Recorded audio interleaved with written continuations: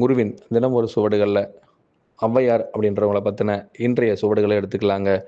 இவங்களுடைய ஆட்சி சுமார் எத்தனை காலம்னு இதுவரை யாருமே கணிக்காத பொழுது, இந்த உலகத்தில் அதாவது நாம் பள்ளி படிப்பு படித்த வரைக்கும் ஔவை பாட்டி என்றால் அவங்க ஏதோ சிறு வயதிலேயே திருமணமாகி அந்த திருமணத்திற்காக அவர் தடைப்படுத்தி தன்னை முதியவராக்கி இந்த உலகத்திற்கு அவர் ஒவ்வொரு ஊராக பயணித்து அவர் எதை பாடல் வாயிலாக சொன்னார் என்பதையும் புராணங்களும் கதைகளும் முருகப்பெருமானினுடைய மிகப்பெரிய கதை சத்திரத்தில் தாங்க வடிக்கப்பட்டுக்கிட்டு இருக்கு. நிச்சயமாக அது கிடையவே கிடையாதுங்க. தாந்தோன்றீஸ்வரருடைய ஆலயத்தின் உச்சத்தில் ஒரு கோபுரம் கட்டி உயரிய நாதம் ஒன்றை எழுப்ப இந்த ஔவை யார் என்ற கேள்வி இன்று வரை யாருக்குமே புலப்படாத பொழுது ஔவை என்ற வார்த்தைக்கு விளக்கம் யாராச்சும் கொடுத்துருங்க பார்க்கலாம்.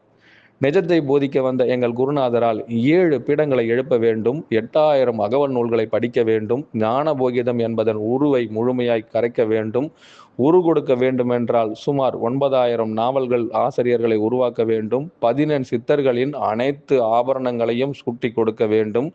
இதுபோல் யாராவது ஒருவர் அரங்கேற்றம் செய்துவிட்டால் அவருக்கான உச்சகட்ட பெயர், அதாவது ஒரு பெண்ணுக்கு முதியவள் என்ற பெயரை சூட்ட வேண்டுமென்றால் அந்த முதியவள் என்ற வார்த்தைக்கு முழுமையும் உணர்ந்தவள், முழுமையையும் உணர்த்தியவள், இம்முழு காதக தூரத்தையும் கடந்தவள் என்ற வார்த்தைக்கு அர்த்தமே ஔவை.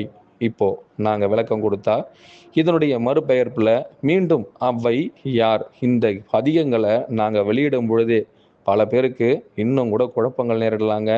நிஜத்தை நிரூபிக்க ஒரு பெண் சுமார் எத்தனை ஆண்டு காலம் அதனை கடினப்பட்டு குருவின் பிரதேன வாயிலிருந்து தன்னுடைய சிநேகிதம் எது வந்தாலும் ஞான போகிதத்திலிருந்து உரு கொடுத்தவரே அனைத்தும் என்று உணர்ந்து ஆகிதங்கள் அனைத்தையும் கற்று அதீத நாவல் ஊற்றுக்குள் நுழைந்து வேதங்களையே புரட்டி போட்டு வெள்ளோட்டம் பார்க்கும் முழு அனைத்தையும் தன் அனுபவம் என்று எடுத்து அனுபவத்தில் அவர் அணைந்த இன்னல்கள் துன்பங்கள் துயரங்கள் அனைத்தையும் அதிலிருந்து எடுபட்ட ஞானம் அனைத்தும் இவ்வுலகிற்கு பறைசாற்றி ஏகோபித்த வரவேற்பு பெற்று உலகில் கருத்துக்கள் அனைத்திற்கும் ஒப்பில்லா ஒரு செயலை செய்து எதுவெல்லாம் நிஜம், எதுவெல்லாம் பொய், எதுவெல்லாம் காயம், எதுவெல்லாம் ஞானம், எதுவெல்லாம் மீண்டும் மீண்டும் பகுத்தறியப்பட வேண்டும் என்பதை இவ்வுலகிற்கு பறைசாற்ற எத்தனை ஆலயங்களில் இவர் பெயர் எப்படி சூடப்பட்டிருக்கும் என்பதற்கு இன்று வரை இவரின் உடல் தத்துவத்தை மட்டுமே ஒரு கோல் ஊன்றி வரும்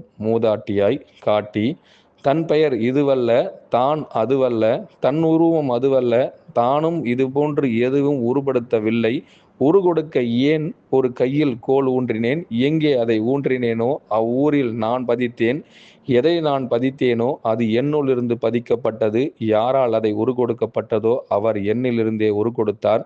நியமனத்தை அடைந்த பொழுது நிரூபணமாய் என்னில் அவர் யார் என்ற கேள்விக்குள் அந்த பெயருக்கு ஔவை என்ற பெயரை சூட்டிக்கொண்டார்.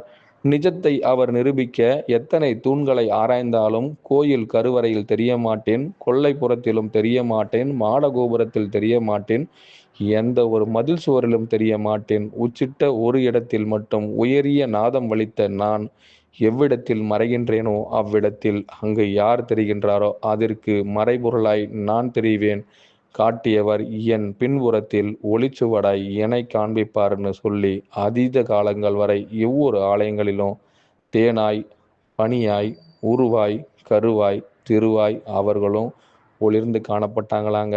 இன்றைய நாளில் இந்த ஔவை பாட்டிக்கு நம்ம சொல்கிற புராண கதைகள் எதுவுமே பொருந்தாதுங்க.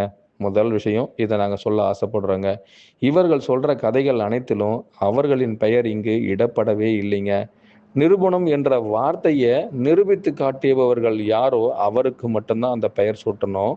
அதீத முதியவர் பட்டம் பெற வேண்டும், ஆதி சொரூப நாயகி என்ற உச்சத்தில் இருக்க வேண்டும், பெயருக்கும் உருவத்திற்கும் சம்பந்தமே இருக்கக்கூடாது, உயரிய நோக்கம் எதுவரை அவரை நோக்கி அழைத்து செல்கின்றதோ அதுவரையில் அவர் மறைக்கப்பட்டு இவ்வுலகத்திற்கு தென்படாமலே இருப்பார்.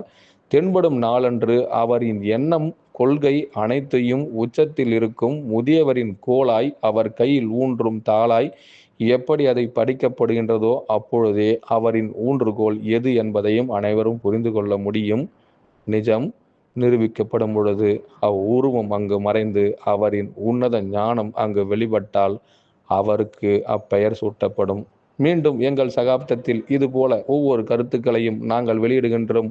உயரிய நாதம் எங்கள் குருநாதர் குரு தவசுதநாதருக்காக மீண்டும் எங்கள் குரல்த்தில் இப்பிறப்பில் இப்பிறவியில் ஒவ்வொரு காலகட்டத்திலும், அதாவது சுமார் 12,000 ஆண்டுகளாக நாங்கள் இத்துறவித்தனத்தை இழந்து மீண்டும் மீண்டும் பிறப்பெடுக்கும் பொழுதெல்லாம் எங்கள் குலத்தில் ஒவ்வொரு தாயாருக்கும் ஒரு பட்டயத்தை கொடுப்போம். இப்பட்டயத்தில் அவ்வை யார் என்ற பட்டயத்திற்கு முழு பதிப்பாகி உருவகப்படுத்தி உயரிய நோக்கிற்காக இன்று வரை உருகொடுத்த எங்கள் குருநாதரின் 3வது பட்டறையிலிருந்து வெளிப்படுகின்ற ஆதி துறவியாய் அவளும் அவனும் அவளுள் அவனும் அவருக்காக அவளும் என்ற பெயரில் மீண்டும் மீண்டும் நாதமாய் நாதி கமலமாய் வேதமாய் வேதம் அனைத்திற்கும் நாத ஒளியில் அனுபவமாய் அவளுக்குள் இருந்து யார் வெளிப்படுகின்றாரோ அவருக்கும் இப்பெயர் இந்த காலகட்டத்திலும் சூட்டப்படும். அந்த பெயர் ஆர் அவ்வை.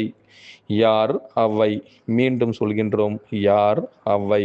இங்கு நாங்கள் ஒளியிடும் ஒவ்வொரு வார்த்தைக்குள்ளும் எங்கள் சூட்சுமமே எங்கள் குருநாதராய் இருந்தால் மீண்டும் அனைவருக்கும் குருவே சரணம், குருவடி சரணம், திருவடி போற்றிங்க.